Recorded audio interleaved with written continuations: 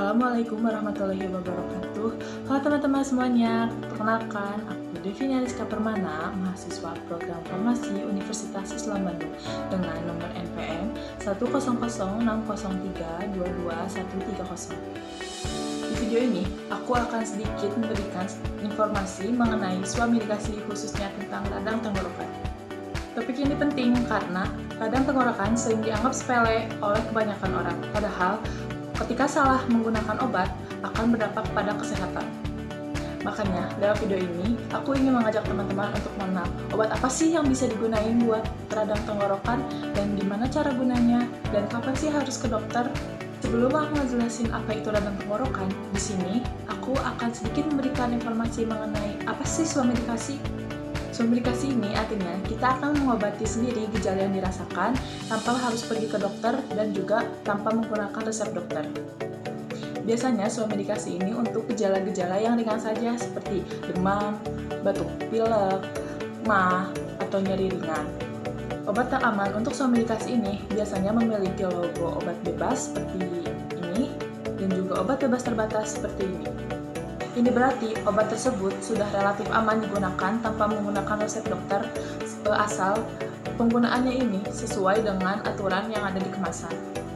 Dalam penggunaan obat suami dikasih ini tentunya perlu memperhatikan seperti jenis obat yang digunakan apakah sesuai dengan keluhan atau penyakit, boleh dibeli di apotek atau toko obat yang sudah berizin, membaca informasi di kemasan tepat sesuai aturan seperti frekuensi atau cara penggunaan obatnya dan tidak membeli obat keras seperti antibiotik. Nah, sekarang aku akan menjelaskan apa sih itu radang tenggorokan. Radang tenggorokan adalah kondisi di mana ketika jaringan di tenggorokan ini mengalami iritasi dan peradangan. Biasanya penyebabnya ini bermacam-macam, mulai dari kecapean, kurang minum, kebanyakan bicara, paparan udara kotor, dan juga bisa infeksi virus. Karena itu, gejalanya ini bisa berupa tenggorokan terasa perih, kering, gatal, atau sakit saat menelan. Selama keluhannya ini masih ringan dan belum parah, kondisi ini biasanya masih boleh menggunakan obat suami dikasih. Apa sih obat yang bisa digunakan untuk radang tenggorokan ini? Obat yang biasa digunakan untuk radang tenggorokan ini yaitu tablet hisap seperti Degirol. Kenapa sih harus tablet hisap? Karena tablet hisap ini bekerja langsung di area mulut dan juga tenggorokan, bukan ke seluruh tubuh. Karena Degirol ini mengandung zat antiseptik yang dapat membantu menghambat pertumbuhan kuman di rongga mulut. Sehingga saat dihisap perlahan, obat akan larut sedikit demi sedikit dan memberikan rasa lega pada tenggorokan. Tapi perlu diingat, Degirol ini bukan antibiotik dan juga bukan obat untuk menyembuhkan radang sepenuhnya. Fungsinya ini lebih untuk meredakan rasa perih, gatal, dan rasa tidak nyaman pada tenggorokan. Makanya cara pakaian juga ini penting. Tablet hisap ini tidak boleh dikunyah, tidak boleh ditelan langsung, tapi harus dihisap secara perlahan supaya efeknya ini bisa bekerja secara maksimal. Kadang radang tenggorokan ini bisa disertai dengan nyeri ringan atau demam ringan. Dalam kondisi seperti ini, kita bisa menambah paracetamol untuk mengobati nyeri ringan dan juga demam ringannya ini.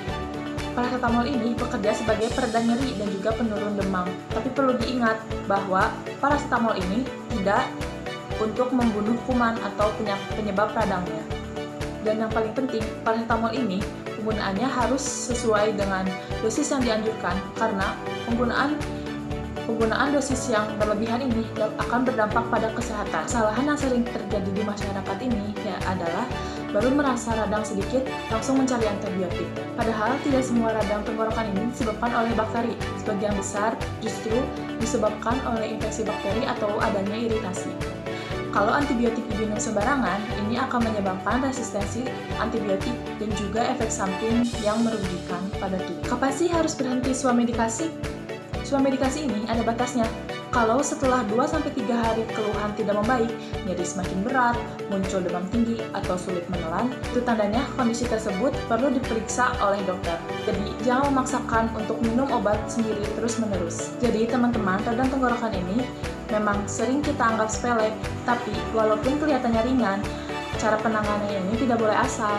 Karena ingat, obat ini tujuannya untuk membantu kita sembuh, bukan malah menambah masalah kalau salah digunakan.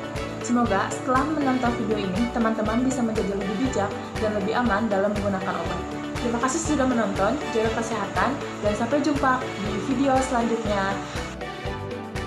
Assalamualaikum warahmatullahi wabarakatuh.